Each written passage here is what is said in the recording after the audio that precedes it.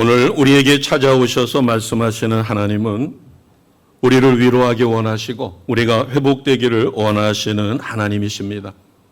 그렇기 때문에 주님의 음성을 들으시고 위로받으시고 회복되시는 은혜의 시간을 누리시기를 주님의 이름으로 축복합니다. 지금 이 시대를 살고 있는 우리에게는 무엇보다도 은혜 가운데 위로가 필요합니다. 사람의 은혜 또는 사람의 위로뿐만 아니라 하나님의 위로가 필요해요. 왜냐하면 이 세상이 너무나 사악합니다. 그리고 험악한 세상이며 안타까운 것은 앞이 보이지 않는다는 것입니다. 그래서 세상 사람들은 이 세상이 말세다, 종말이다 이렇게 이야기합니다. 이러할 때 어떠한 위로보다도 하나님께서 우리에게 주시는 말씀 가운데 위로함을 받는 것은 가장 중요하지 않을까 생각합니다. 오늘 우리에게 본문을 통해서 주시는 첫 번째 말씀은 지금은 온 세상에 하나님의 위로를 선포할 때라는 것입니다. 1절을 같이 하겠습니다. 1절입니다. 너희 하나님이 이르시되 너희는 위로하라. 내 백성을 위로하라. 아멘. 1절 말씀에 보면 위로하라는 말씀을 반복해서 말씀하십니다. 이것은 누구에게 준 것인가 하면 하나님의 선지자, 예언자들에게 주신 말씀이에요. 여기 위로를 원어를 찾아보면 컴포트입니다. 지금 우리 성경 번역은 너희의 하나님이 이르시되 너희는 위로하라. 내 백성을 위로하라. 위로하라를 떨어뜨려 놨어요. 그러나 원어 성경에 보면 comfort, my people, say your God. 하나님이 말씀하시되 위로하라. 위로하라. 원어 성경을 보게 되면 하나님이 위로하라를 얼마나 강조하고 계신가. 이것은 바꿔 이야기하면 하나님은 진실로 우리가 잘못했을 때 징계하십니다. 이스라엘 백성이 잘못했을 때 70년 포로 생활로 징벌을 하셨지만 그러나 그 징벌이 끝났을 때 그들을 회복시켜 선민으로 쓰시고 그 후손 중에 메시아이신 예수 그리스도가 이 땅에 오시는데 그들을 존귀하게 쓰십니다. 그렇기 때문에 하나님은 위로의 하나님이셔요. 이사야 전체가 66장으로 되어 있습니다. 1장서 39장까지는 심판과 징계의 메시지, 선포가 많아요. 그러나 40장 이후서부터는 하나님의 위로가 무려 15번이나 나옵니다. 그중에 가장 대표적인 것을 우리가 하나만 같이 PPT를 통해서 선포하면 이사야 66장 13절 말씀이에요. 같이 선포하겠습니다. 어머니가 자식을 위로함 같이 내가 너희를 위로할 것인즉 너희가 예루살렘에서 위로를 받으리니. 아멘.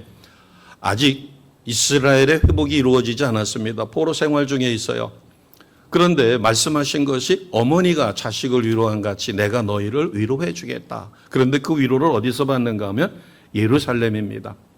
이미 성이 무너졌고 성전도 무너져서 황폐화된 그곳에서 바꿔 이야기해서 너희가 반드시 본국으로 돌아갈 것이다. 그곳에서 하나님이 이제는 너희를 위로하고 너희를 회복시키겠다라는 것입니다. 오늘 본문 말씀을 통해서 어떻게 위로해야 될까? 2절 말씀을 보겠습니다. 2절 말씀에 보면 선지자에게 예언자들에게 위로하라. 이것은 선지자 예언자들이니까 우리도 여기에 해당이 됩니다. 우리가 나의 이웃, 내 가족 중에서 아직도 마음에 상함이 있는 이들을 어떻게 위로할까? 자, 2절 같이 선포합니다. 너희는 예루살렘의 마음이 닿도록 말하며 그것에게 외치라. 아멘. 자, 2절에 보니까 어떻게 외치라는 거예요? 마음에 닿도록. 여기서 마음에 닿도록이라고 하는 것은 지금 이스라엘 백성은 우리가 알고 있는 것처럼 그들이 잘못한 것을 하나님은 형식적인 예배드리고 안식일, 안식년, 신년 이런 것도 싹 잘라 먹었기 때문에 하나님이 징벌을 하셨는데 그것을 계산해 보니까 꼭 70년이 되어서 바벨론 포로 70년으로 징벌하셨어요. 그런데 그 포로 생활이 얼마나 힘들까요? 우리가 일제 36년을 통해서 잃어버린 것이 너무 많고 우리 언어 속에 일본 말이 우리에게 스며들어 와서 일본 말인지 우리 말인지 모를 정도로 둔갑을 한 것도 많습니다. 36년도 그런데 70년이라고 하는 이 세월 동안에 이스라엘 백성이 얼마나 힘들었을까? 그렇기 때문에 그들의 마음에 닿도록, 그래서 이 마음에 닿도록의 원어 성경을 보니까 텐더입니다. 상냥하게, 친절하게, 부드럽게. 주로 선지자들의 선포는 메시지가 강합니다. 회개하라, 뭐하라 이렇게 해서 선포를 하는데 하나님은 그들의 상한 마음을 아셔요. 얼마나 침체됐고 스스로 숨쉬기조차도 어려운 그런 삶 속에 있는 이들을 상냥하게 친절하게 품어주며 위로하라는 것이죠.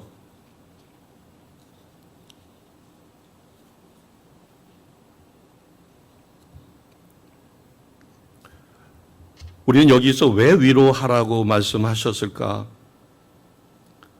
그것은 하나님이 징벌하셨지만 하나님의 목적은 징벌에 있는 것이 아니라 그들이 잘못을 깨우치고 돌아서면 하나님은 반드시 그들을 회복시킵니다. 우리는 이미 결과를 알고 있어요.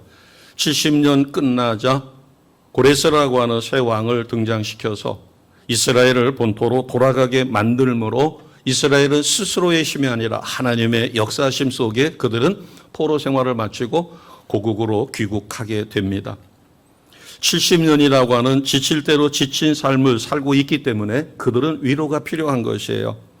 자, 위로를 전할 때 백성들이 믿지를 못하니까 이렇게 세 가지 이유를 통해서 그들이 마음에 닿도록 위로하라는 것입니다. 자, 3절에 보면 세 가지가, 2절에 보면 세 가지가 나와 있어요.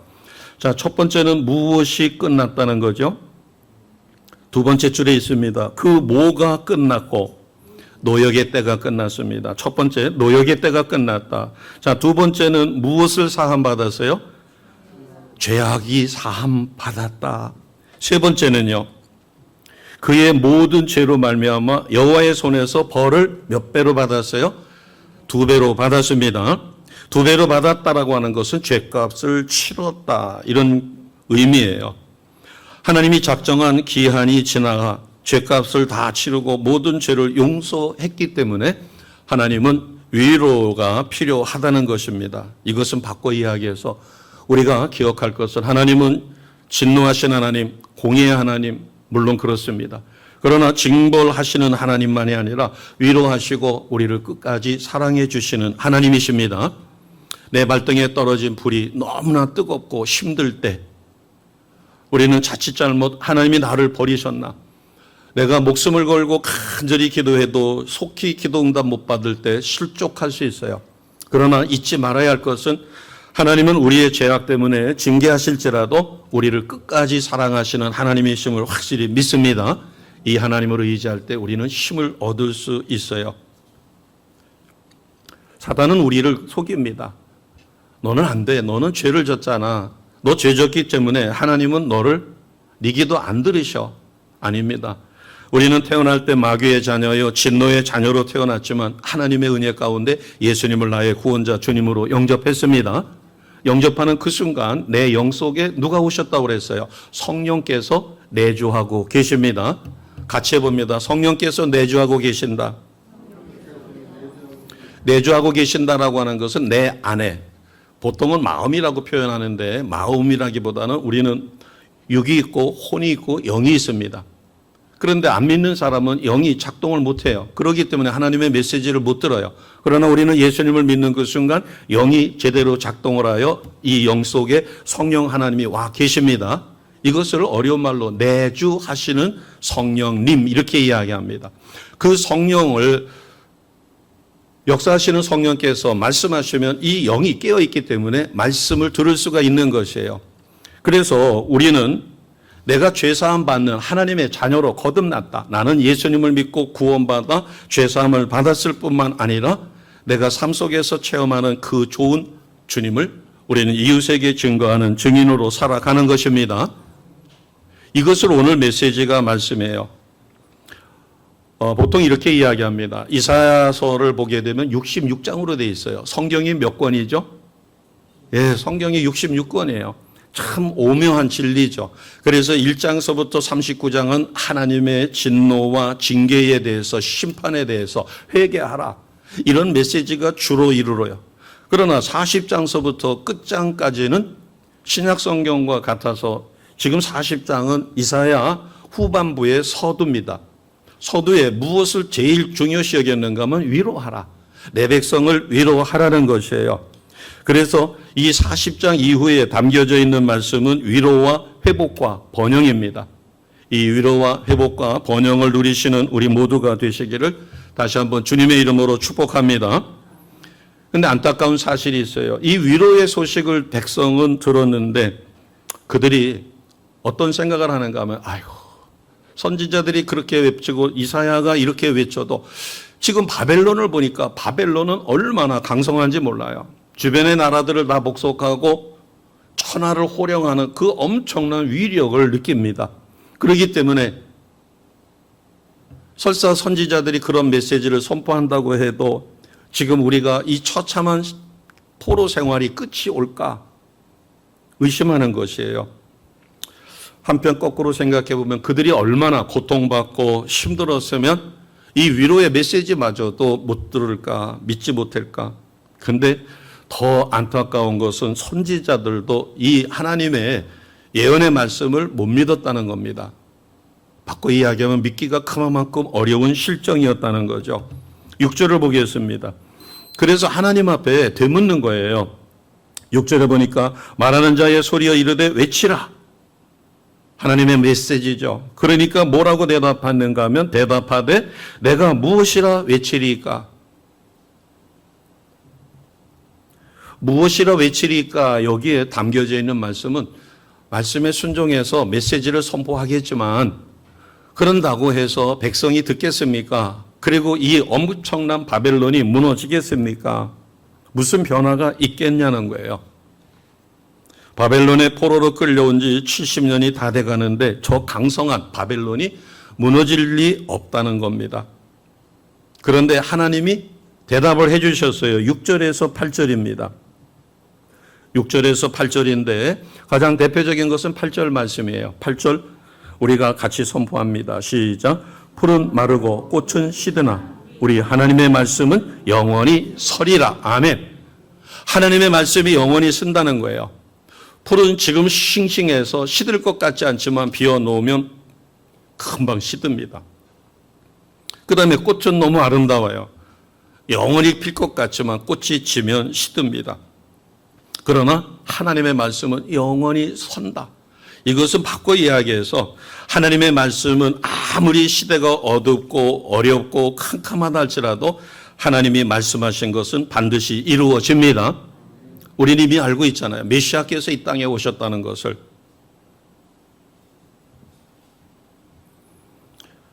그래서 40장서부터 선포되는 위로와 회복의 메시지, 이것이 바로 이 시대에 우리에게 주시는 겁니다. 좀 더 들어가서 살펴보면 이사야 선지자가 이 예언을 할 때 그때 당시의 왕은 느부갓네살 왕이었어요. 느부갓네살 왕이 예루살렘을 침공해서 유다의 왕족들을 모두 잡아갔습니다. 그래서 우리는 보통 1차 포로 시기다. 그래서 BC 606년이에요. 이때서부터 약 100년 전이었습니다. 예루살렘이 함락으로부터는 약 120년 전이었어요. 이 포로 기간을 마치고 1차 귀환한 것은 1차 포로 이후에 70년이 지난 이후입니다. 그러니까 본문에 노역의 때가 끝났다. 2절에 보면 무엇을 외치는가 하면 노역의 때가 끝났다라고 외치라고 하는데 이 노역의 때가 끝난 것은 이사야 예언이 선포되고 60년 후에 이루어집니다. 그러면은 계산을 해보면은 포로 생활 한 10년 정도 했었을 때 이사야 선지자가 이스라엘 백성을 향하여, 여기서 이스라엘은 북이스라엘이 아니라 남유다입니다. 그들을 향하여 선포한 것이죠. 이렇게 볼 때 100년 내지는 160년 후에 이루어질 역사적인 사건을 담대하게 선포할 수 있는 것은 사람의 지혜로는 불가능해요. 지금은 2, 3년이면 강산이 변한다라고 할 수 있어요. 옛날에는 10년이면 강산이 변한다고 하는데 지금은 저도 어떤 부분에 대해서는 전혀 감을 못 잡기 때문에 뭐 3D 프린트로 만들어 가지고 무엇을 복제를 하고 무엇을 만들고, 그래서 그 부분을 인터넷을 통해서 점검을 해봐도 공업자가 아니니까 공학을 전공한 저기가 아니니까 이해가 안 돼서, 그래서 공학 전공한 사람들에게 물어봅니다. 그런데 설명을 해주는데도 이해가 안 돼요. 저는 인문사회학을 전공했습니다. 그래서 컴퓨터를 처음 칠 때 뭐 코볼이니 뭐니 해가지고 그 명령어를 가지고 지금처럼 그냥 잘 만들어져서 윈도우를 쓰거나 아래 한글을 쓸 때가 아니라 전부 다 명령어를 집어넣어야만 컴퓨터를 쓸 때가 있었어요. 수학 선생님들은 너무 잘하시더라고요. 이공계 계통을 전공하신 분들은 이해가 됐는지 잘 써요. 그래서 물어봤더니 뭐 설명을 해주는데 잘 이해가 안 됩니다. 그냥 아래 한글 쓰는 정도로 그쳐버리게 되지요. 자, 오늘 우리에게 주시는 두 번째 말씀은 3절과 4절에 있습니다. 특히 3절을 같이 하겠습니다. 시작. 외치는 자의 소리여 이르되 너희는 광야에서 무엇을 하라고요? 여호와의 길을 예비하라. 어디서요? 광야에서. 그 다음에 또 같은 메시지입니다. 같이 합니다. 사막에서 우리 하나님의 대로를 평탄하게 하라. 하나님의 대로를 평탄하게 하되 어디서 하라는 거예요? 광야, 사막에서. 자, 3절을 다시 보겠습니다. 3절에 여호와의 길을 예비하라. 여기서 여호와의 길을 예비하라고 할 때 길을 예비한다라고 하는 것은 옛날 제왕들이 행차할 때 백성들을 동원해서 길을 닦았어요. 험한 길을 갈 수가 없으니까 깔고 황토를 잘 깔아서 깨끗한 그 길을 가도록. 요즘 같으면 뭐 아스팔트 포장을 싹 하고 거기다가 라인을 깨끗하게 그려서 산뜻하게 만들 수도 있겠죠. 그러나 요즘에는 험악한 시대이기 때문에 비밀 요원들이 도로 밑에 폭탄 장치는 없는가, 교량에 어떤 폭탄 장치는 없든가, 어떤 높은 빌딩에 저격수는 없는가, 이런 것까지 전부 다 점검하는 것을 여기서 길을 예비한다 이렇게 이야기합니다. 그러면 신앙적으로 선지자 이사야를 통해서 하나님은 유대 민족을 해방시킬 것을 준비하라는 거예요. 그냥 해방시키면 노예 근성에 사로잡혀 이스라엘 백성이 애굽에서 430년 동안 노예 생활하다가 하나님의 기적과 같은 10가지 기적을 통하여 바로가 항복하고 백성을 해방시켰어요. 그런데 그들은 오랜 세월 동안 노예 생활을 했기 때문에 노예의 근성이 있어요.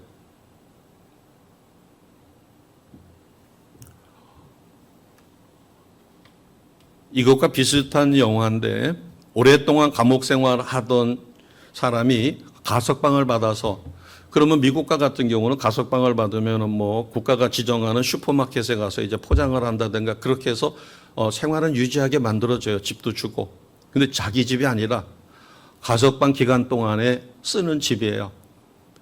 그런데 교도소 안에서 생활하던 것처럼 화장실을 가면은 꼭 매니저한테 쫓아가 가지고 화장실 가도 되겠습니까? 허락을 받아요. 매니저가 여기는 감옥이 아니라 그 정도는 마음대로 하셔도 됩니다. 그러니까 다음부터는 화장실 가겠다라고 하는 것을 나한테 허락받지 마십시오. 몇 번을 얘기했는가 봐요. 그런데 이게 몸에 습관이 되니까 자기도 모르게 반사적으로 갈 때마다 묻는 거예요. 그러니까 나중엔 짜증을 내더라고요. 묻지 말고 허락받지 말고 가라고 몇 번을 얘기했는데 왜 계속 허락을 받습니까? 근데 그것은 오랫동안 그가 30-40년 동안 감옥에서 굳어버렸기 때문에 그 습관을 못 버리는 거죠. 이스라엘 백성은 하나님이 때가 되면 70년이 되면 죄의 대가를 다 치렀기 때문에 하나님은 회복시키실 것인데 그 회복에 대비해서 노예 생활, 지금 포로 생활의 근성을 버리고 하나님 백성으로 회개하여 귀환을 준비하라는 것입니다. 그러면 신약시대에 와서는 하나님은 이 이사야 선지자의 이 사역을 누구에게 맡겼는가? 예수님보다도 6개월 먼저 태어나 여호와께서 오실 길을, 메시아께서 오실 길을 예비했던 자, 4글자입니다. 누구죠? 침례 요한이에요. 침례 요한이 유다 백성들을 향하여 뭐라고 얘기했어요? 회개하라, 천국이 가까웠다. 같은 맥락입니다. 그러면은 자, 그것을 그대로 이사야 선지자 시대 구약입니다. 침례 요한이 선포해서 메시아가 오셨어요. 하나님의 어린 양, 희생의 어린 양. 그래서 모든 사역을 예수님을 드러내는 사역으로, 그래서 침례 요한은 그 사역을 마치고 역사의 무대에서 사라집니다. 순교하죠. 그러면 그것이 그대로 이사야 선지자를 통하여 침례 요한을 통하여, 그러면 그것이 다 이루어졌고 주님의 십자가 보혈로 우리는 거듭남을 받은 하나님의 백성이 됐어요. 그러면 21세기를 살고 있는 내가 해야 할 것은 뭐겠어요? 구약시대는 포로에서 회복되어 본토로 귀환했을 때 그때 하나님의 거룩한 선민답게 살아갈 것을 회복하라. 노예 근성을 버리라. 회개하여 하나님의 거룩한 백성으로 거듭나라고 가르쳐 주셨고, 침례 요한은 회개하라 천국이 가까웠다. 메시아이신 예수 그리스도를 영접하도록 그렇게 했습니다. 그러면 이 시대에 우리에게 주신 사명은 뭘까? 내가 먼저 하나님의 은혜 가운데 구원받았기 때문에 구원의 은혜를 누리고 내 심령의 평강을 누리고 심령 천국을 누군가에게 전하여 그도 위로하는, 내 가족 중에 아직도 어둠 속에 있는 이가 있다면 그에게 복음을 전하여 그를 광명한 세계로 이끌어내는 사명을 우리가 감당해야 합니다. 이것이 우리는 마지막 때를 준비한다, 이렇게 이야기할 수 있어요. 자, 여기서 우리가 꼭 주목해야 될 게 하나 있습니다. 어디서 여호와의 길을 예배하라고 그랬어요? 3절에 보니까 어디서 여호와의 길을 예배하라? 광야. 어디서 하나님의 대로를 평탄하게 하라고 그랬어요? 사막. 왜 광야에서, 왜 사막에서 여호와의 길을 예배하고 하나님의 길을 넓히라고 얘기했을까? 왜 하필이면 그게 광야고 그게 사막일까?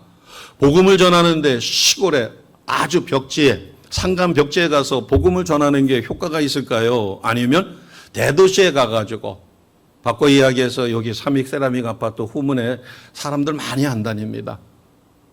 하루 종일 기다리면 한 100여 명 다니까요. 차는 많이 다녀요. 그런데 여기서 선포하는 거하고 홈플러스 있는 데 가가지고 쪽지 나눠주고 뭐 음식물 나눠주고 선포하는 것과 세상적으로 보면 효과가 어디가 더 클까요? 당연히 홈플러스겠죠. 전에 우리가 구성전에 있을 때는 앞에 여름 같으면 미숫가루만 타놓고 뭐 계피차라든가 냉차를 만들어 놓고 나눠 드려도 코로나가 오기 전에는 전도지 전화하면서 그렇게 하면은 전도가 잘 됐어요. 그런데 여기에 보니까 여호와의 길을 예배하고 하나님의 대로를 평탄케 하는데 어디서 하는가 하면 광야와 사막이에요. 여기서 광야와 사막은 무엇을 얘기할까요? 이스라엘 백성이 하나님 백성답게 노예 근성을 다 버리고 하나님 백성으로 거듭나는 훈련의 시간이 광야 40년이었어요. 광야는 아무것도 없습니다. 가서 보시면 알겠지만 하나님의 도움 없이는 생존이 불가능한 곳이에요. 자, 광야 같은 우리 인생도 있습니다. 우리 삶 속에 광야와 같은 그런 상황에 처해 있을 때 하나님은 찾아오셔서 여호와의 길을 예비하도록 은혜를 베푸시고 그 체험을 통하여 그 길을 닦을 수 있도록 만들어 주십니다. 왕궁은 필요한 게 없어요. 권력도 있고 부도 있고 풍요로운 삶만 삽니다. 그렇기 때문에 그런 곳에는 주의 도움이 필요가 없죠. 그러나 아무것도 없을 때, 헐벗고 굶주릴 때, 내가 승승장구할 때 하나님 안 찾을 수 있어요. 기도가 약해질 수 있어요. 기도를 하더라도 형식적으로 할 수 있어요. 그러나 따급해요. 정말 목숨이 경각에 달렸어요. 하나님 앞에 기도하여 응답받지 못하면 큰일 날 지경에 처했어요. 그럴 때 우리가 목숨 걸고 간절히 기도합니다. 광야 같은 때, 우리가 사막 한가운데 있는 것과 같을 때 주님은 바로 그때 우리를 크게 들어 쓰십니다. 왜냐하면 모든 것을 다 내려놓고 오직 주님만 바라보며 주님이 원하시는 기도를 드릴 수 있는 심령으로 변화가 됐기 때문에 그래요. 그래서 여기서 어디서 예배해야 되는가? 광야, 사막에서. 그러면 하나님의 영광을 보기 위해서 하나님의 백성이 해야 될 것은 무엇일까? 구약시대는 가장 대표적인 것이 죄악을 제거하는 제사를 드리는 것이에요. 바꿔 이야기하면 거룩을 회복하는 것입니다. 예배를 회복하는 것이에요. 그래서 그들은 일부러 성전까지 가야 합니다. 야영을 하고 양을 치다가도 대속죄일이 되면 몇 달을 걸어서 예루살렘 성전에 와요. 그러면 외곽에다가 양떼를 놓고 자기는 갑니다. 가족 중에서 번갈아서 가서 성전 참배를 하죠. 그러나 신약 시대는 이미 예수영, 성령이 어디에 계신다고 그랬어요? 내 영 안에. 그렇죠. 내 영 안에 계시기 때문에 내 영 안에 계신 주님을, 성령님을 내가 그분하고 대화를 통하여 기도할 때도 멀리 계신 하나님, 내가 부르짖어 외쳐야만 들으시는 하나님이 아니라 내 영 안에 계신 성령의 감동 속에 하나님 아버지 앞에 예수님의 이름으로 기도할 때 하나님은 나를 만나주시고 내 기도를 들어주십니다. 내가 좌절해서 목숨이 끊어질 지경이 되어 그리고 아무도 안 믿는 집안에서 내 혼자 한 사람만 예수 믿다 보니까 얼마나 핍박이 많아요. 특히 내가 아내 입장이 되었을 때, 딸의 입장이 되었을 때 온 가족의 핍박이 말할 수 없습니다. 그럴 때 오직 유일하게 위로받을 수 있는 것은 예배의 자리, 기도의 자리에 달려와서 아무도 없을 때 하나님 앞에 눈물로 기도할 때죠. 그때 기도하면 하나님은 반드시 찾아오셔서 말할 수 없는 위로를 주시고, 사랑하는 딸아, 내가 너의 어려움을 안다. 너가 얼마나 많은 핍박과 환난 가운데 있는지 안다. 그러나 내가 너를 너의 가정에 보낸 것은 너를 통하여 그 집안 식구 모두를 구원하기 위한 것이니까 내가 너에게 능력을 주노라. 내가 너를 위로하노라 해서 위로하시고 능력 주시고 참고 견딜 수 있도록, 그리고 그를 통하여 놀라운 역사가 하나둘 일어나기 시작하여 온 가족이 그의 영권을 믿게 되어집니다. 그러면서 놀라운 전도의 역사가 일어나는 것이에요. 그러니까 구약시대는 거룩을 회복하는 게 온전한 제사를 드려 죄 사함을 받고 하나님이 주신 복을 누렸다면, 신약시대에 살고 있는 우리는 이미 내 영 안에 와 계신 그 성령님과 아주 친밀한 관계를 갖는 것입니다. 이해를 잘 하셔야 돼요. 우리가 예배를 드릴 때 사마리아 사람들은 그들이 원하는 곳에 가서 예배를 드린다고 그랬어요. 제사를 드린다고 그랬어요. 그러나 예수님께서 뭐라고 그랬어요? 하나님이 찾는 거룩한 자들이 예배 드릴 때가 되니까 그 예배는 무엇과 무엇으로 드리라고 그랬어요? 신령과 진리로. 그러니까 우리가 이미 내 영 안에 와 계신 성령님과 아주 친밀한 관계, 바꿔 이야기하면 예수님과 내가 친밀한 관계를 누리고, 그리고 말씀하시는 것을 순종하여 삶 속에서 하나님의 능력과 주님이 내게 주시는 은혜를 체험하는 것이 굉장히 중요합니다. 그래서 우리는 거듭난 하나님의 백성이기 때문에 거듭난 속에 주님이 주시는 풍성한 은혜를 누리는 것이에요. 자, 여기에는 네 가지 장애물이 있다라고 가르쳐 줍니다. 4절을 보겠습니다. 4절 같이 갑니다.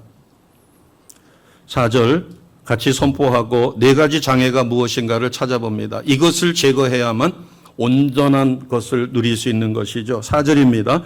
골짜기마다 도두어지며 산마다 언덕마다 낮아지며 고르지 아니한 곳이 평탄하게 되며 험한 곳이 평지가 될 것이요. 아멘. 첫 번째는 뭐예요? 무엇이 도두어져야 돼요? 골짜기. 여기서 골짜기는 뭘 얘기할까요? 어려운 처지에 있는 백성의 마음이죠. 교회에서 신실한 분을 믿었어요. 그랬더니 나중에 재정적으로도 엄청난 피해를 입혔어요. 실망한 거죠. 예수님처럼 광명한 모습이 보여가지고 그를 멘토로 삼았는데 나중에 말할 수 없는 어려움을 줬어요. 이러다 보니까 마음에 불신이 깊어집니다. 피해의식이. 누군가에게 내 마음을 오픈시키고 중보기도를 부탁을 했더니 그런 것 같더니만 나중에 보니까 자기가 부탁한 치부스러운 걸 가지고 자기를 역공격해서 자기를 말할 수 없이 곤두박질치게 만들었어요. 그러다 보니까 다시는 내가 누구에게 중보기도 부탁하지 않으리라. 마음이 굳어버렸어요. 이것을 여기서는 골짜기라고 그래요. 이런 골짜기가 깊어지다 보면 은혜가 아니라 부정적인 생각이요, 원망과 불평과 시리와 좌절에 빠져요. 이것을 돌파할 수 있는 방법은 딱 한 가지밖에 없습니다. 다시 본질로 돌아가서 예수님 앞에 돌아가서 그들을 용서하기 위한 기도를 하여 그들을 용서하며 주님의 사랑을 내가 마음껏 먹고 마시고 누릴 때 욕심의 골짜기는 만족함으로, 원망의 골짜기는 감사함으로, 절망은 소망으로 바뀝니다. 그 해답은 오직 예수밖에 없다는 것이에요. 그래서 첫 번째는 골짜기가 도두어져야 된다. 자, 4절에 두 번째를 찾아보세요. 무엇이 낮아져야 돼요? 산. 또 하나가 있습니다. 언덕. 산이나 언덕이나, 산은 아주 높은 것을 이야기하고 언덕은 그보다 낮은 거죠. 그러면 우리 인생에서 산은 못 가요. 침례요한 당시에 로마 제국이 높은 산이었다면 언덕은 헤롯 대왕이에요. 헤롯은 아주 악랄합니다. 그러나 이것을 영적으로 보면 무엇이 될까요? 산과 언덕은 교만입니다.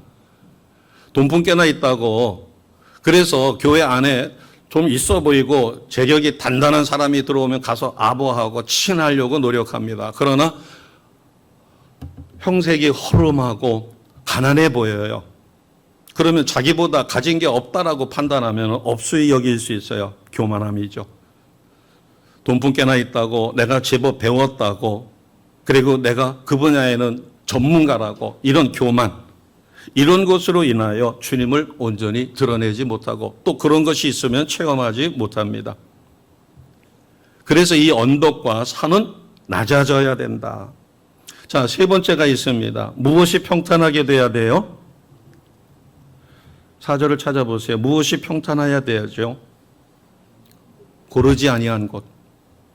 고르지 아니한 곳이라고 하는 것은 우리가 죽을 끓일 때 보면 죽이 푹푹푹푹합니다. 특히 흰죽을 끓이거나 아니면 풀을 쓸 때, 밀가루 풀어가지고 풀을 쓸 때 보면은 여기서 폭 저기서 폭 해가지고 변덕이 죽을 듯 한다고 그러죠. 폭폭폭폭폭폭 일어나요.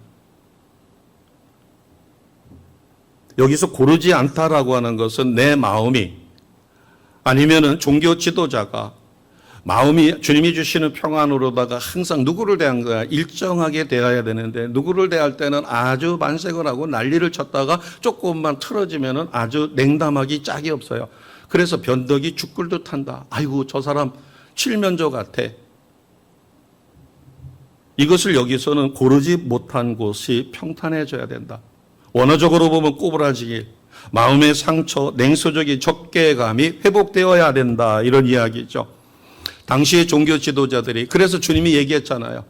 불의한 재판관도 과부가 끈질기게 찾아가서 공정한 재판을 원할 때 나중에 그가 정의로운 사람이 아니라 끈질기게 달라붙어서 요구하는 그것으로 인하여 그 처지를 해결해 주지 않느냐. 끈질긴 기도를 강조할 때 말씀하셨던 것처럼 당시의 지도자들이 외식하고 간사한 마음, 모든 것을 순수하게 보지 못하고 꼬아서 보는 이런 마음들을 다스려야 된다. 그래서 고르지 않은 곳이 평탄하게. 우리가 자녀들을 대할 때 내가 아무리 화가 나더라도, 그래서 좋은 방법이 있습니다. 내가 심령이 편치 않아요. 화가 났어요. 감정 컨트롤이 안 돼요. 그럴 때는 자녀에게 한마디도 하지 않아야 합니다. 야단치지도 말아야지 되고, 그러나 내 심령이 회복이 돼서 심령의 기쁨이 있어요. 그럴 때는 자녀에게 이야기를 하면 고운 이야기, 아름다운 이야기, 감동적인 이야기가 나가죠. 저는 제가 철칙을 삼은 게 몇 가지가 있습니다. 학교 교직에 있었을 때 어떤 일로 인하여 마음이 상하여 학교를 가게 됐을 때는, 그때는 학생들을 절대 야단을 치지 않아요. 말로든 아니면은 그 밖에 체벌이든. 저는 워낙 체벌을 싫어하는 사람 중에 하나였지만 학생들한테 야단치지도 않고 개별적으로 교무실로 불러가지고 훈계도 하지 않습니다. 왜? 내 속에 독이 묻어날까 봐. 그러다 보니까 실수가 거의 없죠. 여기서 고르지 아니한 곳이 평탄하게 되는 것은 오늘 우리에게 주시는 말씀일 수도 있어요. 자녀가 가장 많이 상처를 받는 것은 부모로부터 받는다고 합니다. 많은 사람들이 가장 큰 상처는 누구에게 받는가 하면 스승으로부터 받는다고 그래요. 스승이 다듬어지지 않은 심령 상태에서 자칫 잘못 제자들에게, 부모가 자식에게 고르지 않은 것이 평탄하게 되지 않은 상황 속에서 어떤 것을 했었을 때 큰 문제가 생길 수 있습니다. 자, 마지막 네 번째는 무엇일까요? 4절에 무엇이 평지가 될 것이에요? 험한 곳입니다. 험한 것은 우리가 쉽게 생각할 수 있죠. 우리 인생에서 너무나 힘들고 어려운 그런 모든 것, 또 죄의 문제, 죄의 정죄의식, 내가 해결할 수가 없어요. 그럴 때 예수님을 믿고 예수의 능력이 내게 임하여 주님의 보혈이 나를 돕는 그 순간 나는 모든 죄로부터 자유함을 얻습니다. 이것이 험한 곳이 평지가 되는 것이에요. 광야에서 여호와의 길을 예비하라고 하는 이 말씀은 침례 요한에게서 이루어졌고, 우리는 이 말씀에 제거해야 할 장애물을 제거해야 되는데, 나에게 해당되는 장애물은 성령께서 인도하시는 대로 그렇게 받으시면 될 것입니다. 왜냐하면 우리는 반드시 위로자로 쓰임을 받아야 되기 때문에 그래요. 자, 이 말씀은 고린도후서 1장 3절에서 4절 말씀에 잘 나타나 있습니다. 같이 하겠습니다. 고린도후서 1장 3절 4절이에요. 시작. 찬송하리로다. 그는 우리 주 예수 그리스도의 하나님이시요 자비의 아버지시요 모든 위로의 하나님이시며, 우리의 모든 환난 중에서 우리를 위로하사 우리로 하여금 하나님께 받은 위로로서 모든 환난 중에 있는 자들을 능히 위로하게 하시는 이시리로다. 아멘. 자, 4절 말씀 잡고 부여잡고 우리는 위로받는 하나님의 자녀가 되셔야 합니다. 내가 위로를 받아야만 내 심령이 평안히 회복이 되고 아까 이야기했던 네 가지 이것이 장애물이 제거가 되니까 우리는 심령 천국을 누리고 어떠한 상황에서도 우리는 감사하며 행복할 수 있습니다. 내가 이것을 누려야 누군가에게 내 이웃에게 그래서 오늘 4절 말씀을 다시 보면 우리를 모든 환난 가운데서 위로해 주시는 성령님이십니다. 하나님이십니다. 지금 여기서 구약으로 이야기하면 이사야 선지자가 예언한 것이에요. 우리로 하여금 하나님께 받은 위로를 어떻게 하라는 거예요? 모든 환난 중에 있는 자들을 능히 위로하라. 우리는 반드시 위로자가 되셔야 합니다. 아멘. 서로 돌아보시고 위로자가 되셨습니다. 이렇게 서로 축복해 주십니다. 자, 그러면 이제 우리는 위로자가 되기 위해서 어떻게 해야 될 건가를 또 친절하게 가르쳐 주셨어요. 자, 9절을 보겠습니다. 자, 9절을 보면 우리가 위로자가 되어 여호와의 길을 선포하는 것입니다. 와봐. 예수 믿어봐. 내가 예수 믿으니까 이렇게 좋아. 나는 말씀 잘 몰라. 그런데 내가 예수 믿고 나니까 첫째는 내 속이 이렇게 좋아. 그 다음에 염려, 걱정, 근심이 없는 게 아니라 있는데도 그것을 염려하지 않고 그렇게 지나다 보니까 언젠가 그것이 해결이 돼서 너무 좋아. 막 신경 노이로제 걸려가지고 진통제를 먹고 수면제를 먹지 않으면 잠을 못 잤는데 내가 예수 믿고 나서 다 낀 게 있어. 수면제 끊었어. 진통제 끊었어. 근데 왜 그런지는 나도 몰라. 그런데 예수 믿는 게 이렇게 좋은가 봐. 와서 봐. 이것이 9절의 첫 번째 뭐예요? 아름다운 소식을 시온에 전하는 자여 어디 가라는 거예요? 높은 산에 오르라. 두 번째입니다. 아름다운 소식을 예루살렘에 전하는 자여 너는 어떻게 해라고요? 힘써 소리를 높여라. 복음을 전했더니 무한을 당했어요. 위축이 돼가지고 에이 간두지 뭐. 이게 아니라 힘써 외치라는 거예요. 자, 세 번째는 뭐라고 돼 있어요? 두려워하지 말고 소리를 높여 유다 성읍들에게 선포하라는 겁니다. 뭘 선포하라는 거예요? 너희의 하나님 여호와를 보라. 바꿔 이야기하면 내가 복음을 전하다가 핍박을 받습니다. 내가 가족에게 증거하다가 무한을 당해요. 그러나 우리가 주님을 보게끔 만들어 준다면 그는 반드시 변화가 일어날 것입니다. 자, 왜 그럴까? 10절에서 11절에 이미 우리에게 이 능력을 주셨기 때문에 그래요. 자, 10절에 보시면 보라 주 여호와께서 장차 어떻게 임하셔요? 강한 자로. 이미 주님은 강한 자로 임하셨습니다. 이스라엘 백성은 강한 자로 임하실 메시아를 기다리고 있지만 우리는 이미 이루어진 시대에 살고 있으니까 예수 그리스도 이름으로 선포하면 이 세상에서 성취되지 않을 게 없고 악한 마귀 사단 십자가에서 완벽하게 승리하셨기에 우리는 나사렛 예수 이름으로 명하면 어둠의 영이 떠나가고 악한 마귀 사단이 떠나가는 강한 자의 십자가 군사인 것을 우리는 확실히 믿습니다. 그래서 10절이 이미 이루어졌어요. 장차 강한 팔로 임하실 것이다. 그 다음에 보시니까 친히 무엇으로 다스려 주셔요? 그의 팔로. 주님의 능력에 오른 장중에 붙들려 쓰임받는다는 거죠. 또 10절에 보겠습니다. 그에게는 무엇이 있어요? 상급이 있습니다. 자, 서로 돌아보시고 상급이 있습니다. 이렇게 서로 축복해 주셔요. 상급이 있고 보응이 그의 앞에 있다. 지난 시대를 보면 칠흑처럼 어둡습니다. 정의가 사라졌고 가장 유행했던 것이 내로남불이라는 거예요. 그러나 우리는 제가 이게 공개된 인터넷 방송으로 나가기 때문에 구체적으로 얘기는 못하지만 하나님이 심판하시는 것을 우리는 이미 볼 수 있어요. 그때 당시에 대통령 후보까지 거론됐던 그런 분이 어떠한 결과를 맞이했는가 볼 수 있습니다. 하나님을 핍박하던 자들이 어떻게 그 말로가 처참한가. 그것을 10절에서는 뭐라고 얘기해 주는가 하면 우리에게는 상급이 있지만 그러나 하나님 손에 정당하게 붙들려 쓰이지 않는 그들에게는 보응이 있을 것이다. 이렇게 이야기합니다. 자, 11절 우리에게 주시는 은혜의 말씀으로 아멘으로 받습니다. 11절입니다. 시작. 그는 목자같이 양떼를 먹이시며 어린 양을 그의 팔로 모아 품에 안으시며 젖먹이는 암컷들을 온순히 인도하시리로다. 아멘.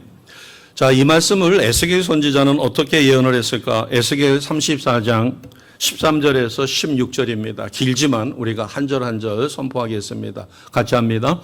내가 그것을 만민 가운데 끌어내며 여러 백성 가운데서 모아 그 본토로 데리고 가서 이스라엘 산 위에와 시냇가에와 그 땅 모든 거주민에게 먹이되 좋은 꼴을 먹이고 그 우리를 이스라엘 높은 산에 두리니 그것들이 그곳에 있는 좋은 우리에 누워 있으며 이스라엘 산에서 살찐 꼴을 먹으리라. 내가 친히 내 양의 목자가 되어 그것들을 누워 있게 할지라. 주 여호와의 말씀이니라. 그 잃어버린 자를 내가 찾으며 쫓기는 자를 내가 돌아오게 하며 상한 자를 내가 싸매주며 병든 자를 내가 강하게 하리니 살찐 자와 강한 자는 내가 없애고 그것을 먹이리라. 아멘.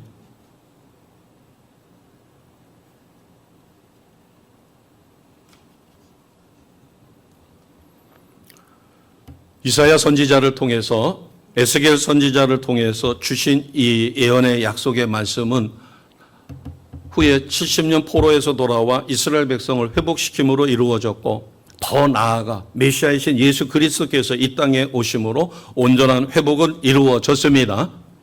그러나 이 회복을 내가 어떻게 받아 누리는가? 이것은 이스라엘 백성이 이사야 선지자가 이것을 선포했을 때 그들은 노예 생활에 너무나 찌들어 그 말씀을 저렇게 말씀한다고 해서 이 바벨론이 무너질까? 우리가 포로 생활이 끝나 고국으로 돌아갈까? 안 믿는 거예요. 오늘날도 마찬가지입니다. 사모하는 심령이 되어 겸손하게 하나님 앞에 마음을 열고 말씀이 떨어질 때 아멘, 아멘하고 받으면 놀라운 말씀이 나를 변화시킵니다. 그러나 그렇게 하지 않는다면 아무리 천하에 예수님이 말씀하셔도 가룟 유다가 생겼던 것처럼 우리가 마음을 열지 않는다면 이 약속은 이미 이 시대에 이루어졌음을 우리는 확실히 믿습니다. 말씀이 육신이 되어 이 땅에 오신 예수께서 나를 위하여 우리를 위하여 십자가의 대속 죽으심으로 인하여 하나님의 나라는 이미 이루어졌고 우리는 그 하나님의 나라가 회복되는 일에 참여하는 능력자요 위로자로 쓰임을 받습니다. 오늘 본문 말씀에 내 백성을 위로하라 1절 말씀에 있는 것처럼 우리는 나의 삶 속에서 내가 체험한 예수 사랑을 누군가에게 나누어 주는 것입니다. 섬김과 봉사의 삶 속에서도 이루어지고 내가 체험한 예수를 전하는 전도 속에서도 이루어집니다. 가장 중요한 것은 하나님도 이것을 아셨기 때문에 이스라엘 백성을 회복시키기 위하여 회복의 메시지를 선포하신 것처럼 내가 회복되어 하나님과 영적인 친밀한 관계를 누리셔야 합니다. 그것이 말씀을 사모하는 거예요. 저희 교회 안타까운 것은 오늘 정훈이가 성경을 완독했어요. 그전 같으면 1월달이 가기 전에 우리 성도님들이 너도 나도 앞다퉈서 최소한 1, 2월달에 서너 명은 성경 완독을 해서 시상을 했는데 지금 6월 중순에 시상을 하게 되는데 정훈이가 첫 번째라는 것 같대요. 물론 그렇지는 않겠지만 말씀을 사모하는 그 열정. 우리는 성경을 한번 완독했다고 해서 나는 다 읽었어가 아니라 우리는 수백 번을 읽어도 하나님의 말씀은 그때마다 새롭습니다. 도전하시고 그래서 우리가 말씀과 기도의 삶을 통하여 하나님이 내게 주시는 은혜를 풍성히 누리는 자가 되셔야 돼요. 위로의 말씀을 선포할 때 위로를 받아야 되며 그 속에서 우리가 참된 신앙생활을 할 수가 있는 거죠. 말씀과 기도가 회복이 돼서 성령 충만한 누림의 삶이 있으시기를 그래서 내가 체험한 것을 누군가에게 나누어 줄 수 있는 그래서 그것을 주님은 마지막 때 잘했다라고 우리를 칭찬할 수 있는 그런 삶을 살으시기를 주님의 이름으로 축복합니다. 너희는 내 백성을 위로하라는 주님의 명령을 삶 속에서 실천하시는 우리 모두가 되기를 간절히 소원합니다. 자, 서로 돌아보시고 위로자가 되셨습니다. 축하합니다. 이렇게 서로 축복해 주십니다. 기도드리겠습니다.